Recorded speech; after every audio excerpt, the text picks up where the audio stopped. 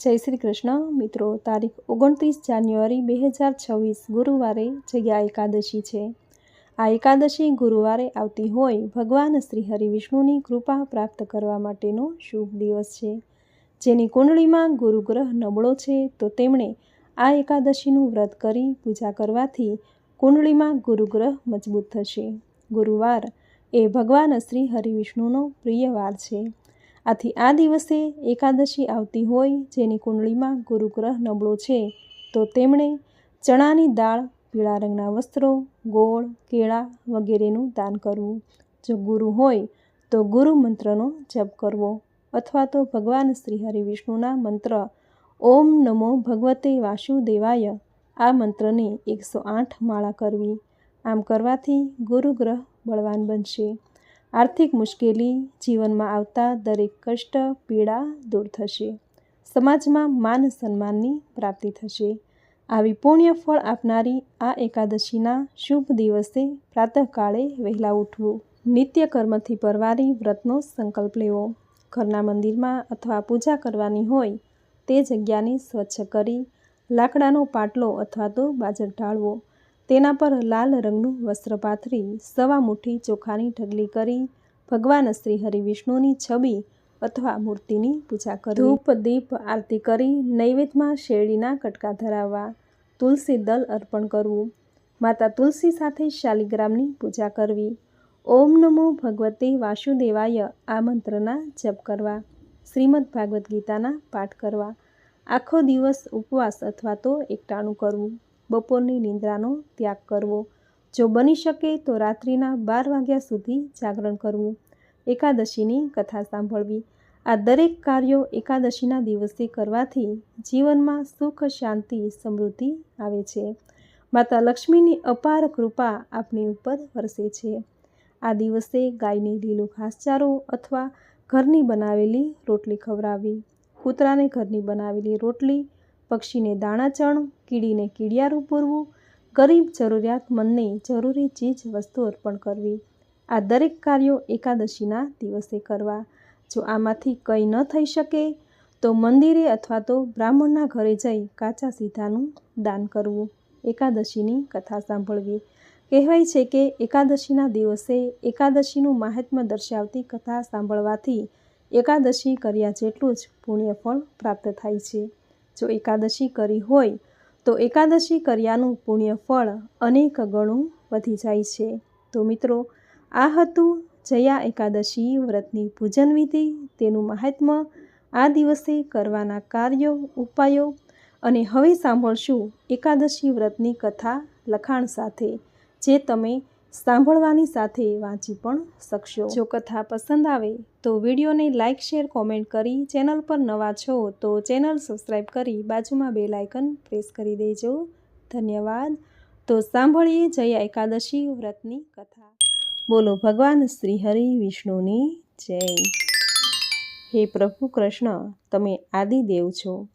આ જગતમાં જે સ્વદેજ પ્રાણીઓ અને અંડજ પક્ષીઓ વગેરે તેમજ ઉદ્દજ વનસ્પતિના છોડવા, વૃક્ષો વગેરે અને જરાયુજ મનુષ્યો, પશુઓ તેમજ પ્રાણીઓ છે તે બધાને ઉત્પન્ન કરનાર, વૃદ્ધિ કરનાર તથા પાલક તેમજ નાશ કરનાર પણ તમે જ છો। આ પ્રમાણેની સ્તુતિ કરી યુધિષ્ઠરે કૃષ્ણને કહ્યું, હે કૃષ્ણ, તમે કહેલું ષટતિલા એકાદશીનું મહાત્મ્ય મેં સાંભળ્યું। હવે મહામાસના શુક્લ પક્ષની એકાદશીનું નામ શું છે, તેની વિધિ શું છે, એમાં કયા દેવતાનું પૂજન કરવું જોઈએ તે મને કહો।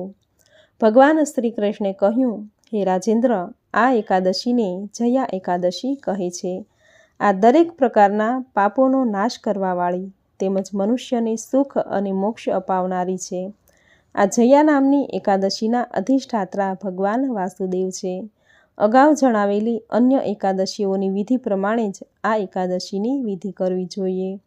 આ જયા એકાદશીનું વ્રત કરવાથી બ્રહ્મ હત્યા જેવા મોટા પાપોનો નાશ થાય છે તેમજ પિશાચ યોનિમાંથી મુક્તિ મળે છે। એટલું જ નહીં, પણ આ એકાદશીનું વ્રત કરનાર મનુષ્યને કદી પ્રેતપણું પ્રાપ્ત થતું નથી। પદ્મપુરાણમાં તેની પૌરાણિક કથા આ પ્રમાણે છે. પહેલાંના સમયમાં સ્વર્ગલોકમાં ઇન્દ્ર રાજા રાજ્ય કરતો હતો. તેના રાજ્યકાળ દરમિયાન બધા જ દેવો સુખથી રહેતા હતા અને અમૃત પીવામાં તત્પર રહેતા હતા. એ સ્વર્ગલોકમાં નંદન નામનું એક સુંદર વન છે. પારિજાત વૃક્ષોથી શોભતા એ નંદનવનમાં દેવતાઓ અપ્સરાઓની સાથે વિહાર કરી રહ્યા હતા. 50 કરોડ ગંધર્વોના નાયક દેવરાજ ઇન્દ્ર પણ એ નંદનવનમાં વિહાર કરવા આવ્યા અને તેણે નૃત્ય ગાનનું આયોજન કર્યું. અનેક અપ્સરાઓ નૃત્ય કરી રહી હતી અને ગાંધર્વો ગીત ગાઈ રહ્યા હતા. તેમાં ચિત્રસેન, પુષ્પદંત વગેરે મુખ્ય હતા. ચિત્રસેનની પત્નીનું નામ માલિની હતું. માલિનીથી એક કન્યા ઉત્પન્ન થઈ હતી જેનું નામ પુષ્પવંતી હતું. પુષ્પદંતને પણ એક પુત્ર હતો જેનું નામ માલ્યવાન હતું. એ બંને પણ બીજા ગાંધર્વો અને અપ્સરાઓ સાથે એ સંગીતના જલસામાં આવ્યા હતા. એમણે પણ ઇન્દ્રની સમક્ષ નૃત્ય ગાન કર્યું.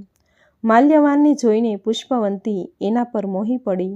માલ્યવાન પણ એ પુષ્પવંતીનું રૂપ અને લાવણ્ય જોઈ એના પર મોહિત થયો. બેવ વારે વારે એકાબીજાને જોઈ રહ્યા હતા. પરિણામે નાચગાનમાં એ બંનેનું ચિત્ત ચોંટ્યું નહીં. ક્યારેક તાલમાં ભંગ પડતો હતો તો ક્યારેક અચાનક જ ગીત બંધ થઈ જતું. આ વાત ઇન્દ્રના જાણવામાં આવી. પોતાનું આવી રીતનું અપમાન થયેલું જાણીને એ ગુસ્સે થઈ ગયો અને એ બંનેને શ્રાપ આપતા બોલ્યો, હે માલ્યવાન, હે પુષ્પવંતી, તમે બંનેને ધિક્કાર હો. તમે મારી આજ્ઞાનું ઉલ્લંઘન કર્યું, તેથી તમે પિશાચ થઈ જાઓ અને પિશાચ યોનિમાં પડી અતિ દારૂણ દુઃખ ભોગવો. ઇન્દ્રે જ્યારે આવો શાપ આપ્યો ત્યારે એ બંનેના મનમાં ઘણું દુઃખ થયું, પણ હવે ઇન્દ્રનો શાપ ભોગવ્યા સિવાય છૂટકો ન હતો.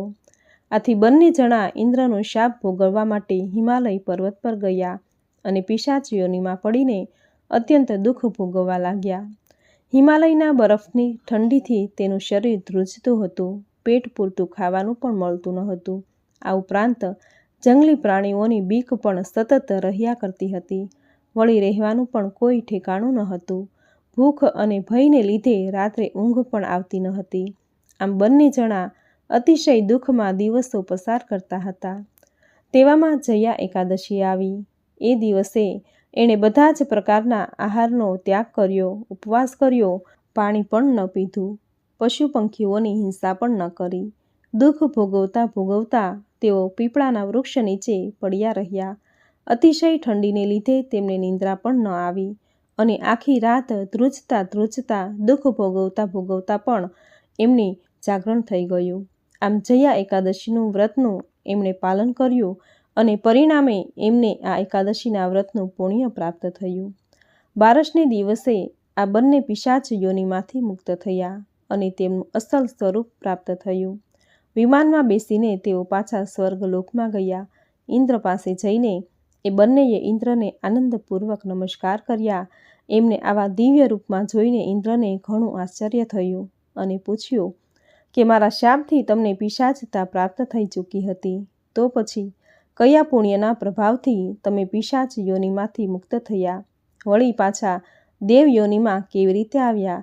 કયા દેવે તમને એ યોનિમાંથી છુટકારો અપાવ્યો? માલ્યવાને કહ્યું, હે સ્વામીન, ભગવાન વાસુદેવની કૃપાથી તેમજ જયા નામની એકાદશીનું વ્રત કરવાથી એના પુણ્યના પ્રભાવને લીધે અમે પિશાચ યોનિમાંથી મુક્ત થયા છીએ. માલ્યવાનનું કહેવું સાંભળીને ઇન્દ્રે કહ્યું, હે માલ્યવાન, હે પુષ્પવંતી, તમે બંને પવિત્ર તથા પાવન થયા હોય હું તમારા પર પ્રસન્ન થયો છું અને તમે બંને મારી કૃપાને પાત્ર થયા છો. કારણ કે તમે બે જણા એકાદશીનું વ્રત કરનારા તેમજ ભગવાન શ્રી વાસુદેવની ભક્તિ કરનારા ઉત્તમ ભક્ત થયા છો. જે લોકો ભગવાન વિષ્ણુને પ્રિય એવી એકાદશીનું વ્રત શ્રદ્ધાપૂર્વક કરતા હોય તેમજ ભગવાન વિષ્ણુની ભાવપૂર્વક ભક્તિ કરતા હોય તેઓ ભલે મનુષ્ય હોય તો પણ અમને દેવોને પણ પૂજ્ય છે. માટે હવે હે માલ્યવાન અને હે પુષ્પવંતી, તમે બંને સુખેથી સ્વર્ગમાં રહો અને પારિજાત વૃક્ષોથી શોભતા નંદનવનમાં આનંદથી વિહાર કરો. ભગવાન શ્રી કૃષ્ણે કહ્યું, હે રાજન, આ કારણને લીધે જ તમારે પણ એકાદશીનું વ્રત અવશ્ય કરવું જોઈએ અને તેમાંય મહા મહિનાની શુક્લ પક્ષની જયા નામની એકાદશી તો ખાસ કરવી જોઈએ. કારણ કે આ 11 તો બ્રહ્મ હત્યાનું પાપ પણ દૂર કરનારી છે. બધા જ પ્રકારના દાન તેમજ બધા જ પ્રકારના યજ્ઞો કરવાથી જેટલું પુણ્ય પ્રાપ્ત થાય છે એટલું પુણ્ય આ જયા નામની એકાદશીનું વ્રત કરવાથી મળી જાય છે. વળી હે રાજન, એણે આ જયા એકાદશીનું વ્રત કર્યું છે તે 1 કરોડ કલ્પના કાળ સુધી ખરેખર વૈકુંઠમાં આનંદ કરે છે. તેમજ હે રાજન, આ જયા એકાદશીના વ્રતના મહાત્મ્યનો પણ પાઠ કરવાથી અથવા તો શ્રવણ કરવાથી હર કોઈ મનુષ્ય અગ્નિષ્ટોમ યજ્ઞનું ફળ મેળવે છે. આ પ્રમાણે મહામાસના શુક્લ પક્ષની જયા એકાદશી વ્રત કથા પૂર્ણ. બોલો ભગવાન શ્રી હરિ વિષ્ણુની જય. તો મિત્રો, આપણે સાંભળી જયા એકાદશી વ્રતની કથા, જે સાંભળવા માત્રથી જ બ્રહ્મ હત્યા જેવા પાપ તથા પિશાચ તત્વોનો નાશ થાય છે. આ કથા અત્યંત પવિત્ર હોય, જે સાંભળનારને ક્યારેય પ્રેત યોનિની કષ્ટ તેને સહન નથી કરવું પડતું. જો એકાદશી વ્રતની પૂજા ઉપવાસ ન થઈ શકે તો આ દિવસે તુલસી ક્યારે ઘીનો દીવો કરવો, વિષ્ણુ સહસ્ત્રનામ, શ્રીમદ ભાગવદ્ ગીતા, કનકધારા સ્તોત્ર આદિના પાઠ કરવા, ગાયને ઘરની બનાવેલી રોટલી અથવા તો લીલો ઘાસચારો નાખવો, કૂતરાને ઘરની બનાવેલી રોટલી, પક્ષીને દાણાચણ, કીડીને કીડિયારું પૂરવું. આ દરેક કાર્યો જો એકાદશીના દિવસે કરવામાં આવે તો વ્યક્તિના જીવનમાં શુભતા મંગલતા આવે છે. તેના ભાગ્યનો ઉદય થાય છે. જીવનમાં સુખ સમૃદ્ધિનો વાસ થાય છે. માતા લક્ષ્મીની અપાર કૃપા તેના પર વરસે છે. આવી પુણ્યફળ આપનારી જયા એકાદશી વ્રતની પૂજન વિધિ, તેનું મહાત્મ્ય અને કથા વાર્તા તમે પૂરી શ્રદ્ધાથી અંત સુધી સાંભળી, જે સાંભળવી તમને જરૂર ગમી હશે. તો વિડીયોને લાઈક કરી કોમેન્ટમાં જય શ્રી હરિ વિષ્ણુ, જય માતા લક્ષ્મી જરૂર લખજો. ચેનલ પર નવા છો તો ચેનલ સબસ્ક્રાઈબ કરી બાજુમાં બેલ આઇકન પ્રેસ કરી દેજો, જેથી આપણા આવતા દરેક નવા વિડીયોની નોટિફિકેશન તમને મળતી રહે. તો ફરી મળીશું આવી જ નવી ધાર્મિક માહિતી, નવી ધાર્મિક કથા સાથે. ત્યાં સુધી આપ સૌને મારા જય શ્રી કૃષ્ણ.